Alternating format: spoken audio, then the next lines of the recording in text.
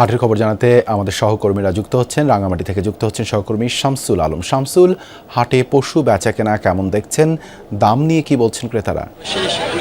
যেমনটি বলেছিলেন যে বাংলাদেশের অন্যান্য এলাকার তুলনায় পার্বত্য চট্টগ্রামের যে পশুর হাটগুলো রয়েছে, এখানকার যে পশুগুলো রয়েছে এই পশুর চাহিদা বাংলাদেশের অন্যান্য স্থান থেকে এই পাহাড়ের পশুদের চাহিদাটা সবচেয়ে বেশি।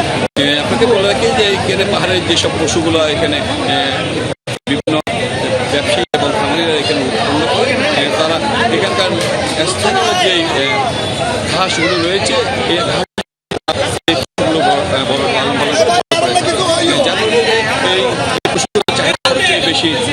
আপনাকে বলে রাখি যে বিশেষ করে রাঙ্গামাটি পার্বত্য জেলায় প্রায় 19টি পশুর হাট বসেছে। এই পশুর হাটগুলোতে প্রচুর পরিমাণে পশু এখানে বেচাকেনা করার জন্য যারা ব্যবসায়ী তারা এখানে নিয়ে এসেছেন।